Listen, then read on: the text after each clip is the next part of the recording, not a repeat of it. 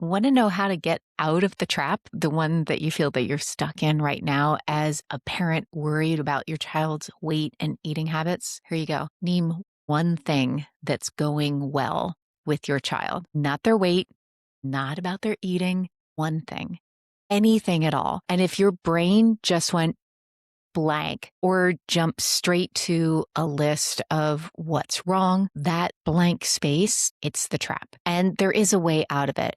Welcome to Family in Focus.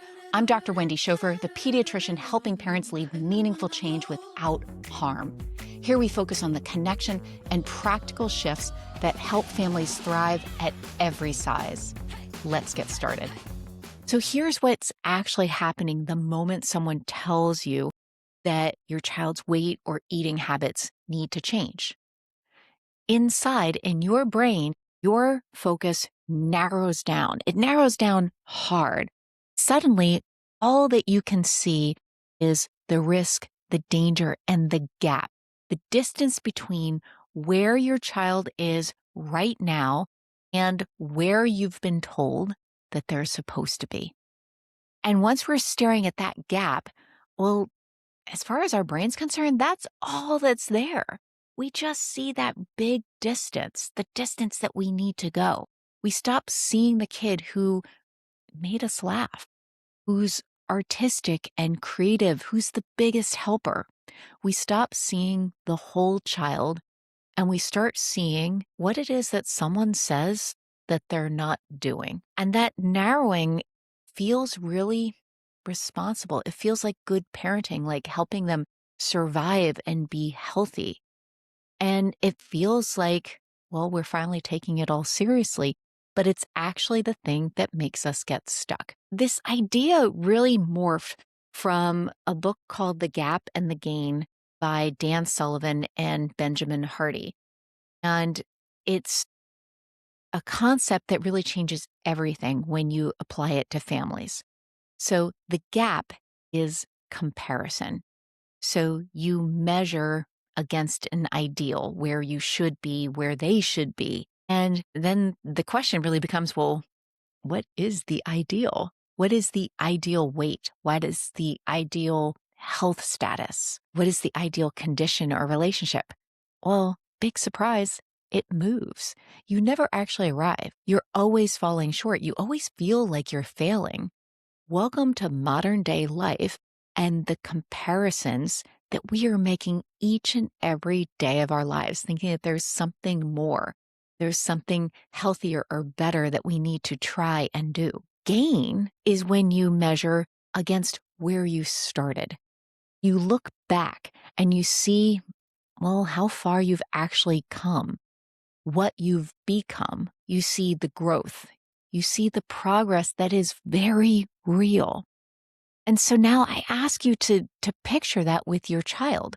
In the gap between where you are and where you anticipate you could, should, would be, you see a number on a growth curve that someone flagged. And then all of a sudden you feel like you're behind, like you're not doing enough. In the gain, you see a kid who's growing, a kid who's developing, becoming more of their beautiful selves each and every year.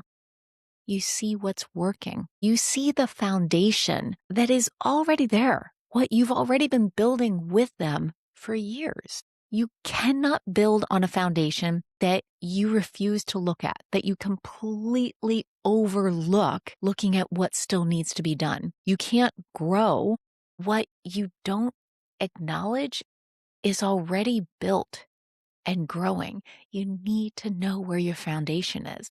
And so that's why we start with looking at the gain, looking at what's good, looking at what's working, at the ground that we're already standing on. You are right there already.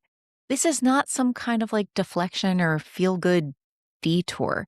It's not a distraction from other goals. It's actually the starting point for any change that's going to last. So let's look at how this applies to families that I work with all the time.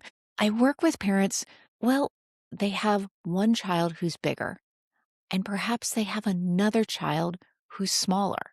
And that alone, as you think about like, what am I supposed to be focused on? That could make your head spin.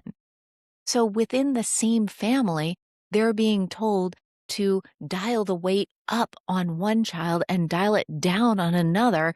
Meanwhile, you're still serving meals at the same dinner table and you've got opposite instructions. It's maddening, absolutely maddening. And so if your job is to manage numbers, well, you've just been given two very contradictory assignments and a single kitchen, and there's only one of you. What on earth are you supposed to do? And so that's where I work with parents to step back every single time. We step back to see the whole child, each one of the children that's in your home, in the context of what is going well for them, how they're growing, how they're developing, who they're becoming, and what their unique needs are. And so it's not just about trying to dial in their numbers in, opposite directions like you're running some kind of a crazy mad scientist control panel. It's not about having a control panel. It's about raising people who are different, who have different needs, and also you're all thriving right now. And so here's something that I want you to do today. Name one thing that's going well with your child, with your family, with your relationships. And don't just blow it aside. Don't just push it aside once you've said, oh yeah, that's it. Hang on to it. Hang on to it for a few moments and just ask yourself, well, why is this working? What else is going on beneath the surface? Maybe you have a very creative child. Well, how is that working for them? What does it mean about your child, about your family, and about what it is that you're already doing right? This is really important to look at. What's going right is showing you the foundation that you are building upon. And these are parts that we cannot take away. In fact, in order to be able to understand how we can create changes without harm, we have to see the parts that we cannot change. These are the things that are creating the child that you're enjoying right now, the child that you're looking at, the things that make them uniquely them, that make your relationship unique. You can't take that away. Focus on what is going well. And so before you start to change a single thing, start right here and just take a big picture look at the whole child, the whole home, your relationship, what's going well. This is the ground that we build upon because we know that there's a foundation. Now, if you're kind of searching, you're like, I'm not so sure if this is what I'm supposed to be focusing on or not. There's nothing too big and there's nothing too small to be able to say, this is what's going well right now. It may be that you got to hear a brief laughter today. You got a little smile. Maybe there was a hug. Maybe your child did something new for the first time. This is going well. So this is the work that I do with parents within Family in Focus, helping families see the whole child, find the foundation, build the relationships that last at every size and every age. And so if you're ready to learn more, come on over to the show notes and you will learn more about Family in Focus and how to be able to participate in the newsletter and workshops, as well as direct work with me. Hey, while I'm a doctor, I am most definitely not your doctor. This podcast is for education and not medical advice. Take what fits, leave what doesn't, and remember, you are the parent creating the change that your family needs right now.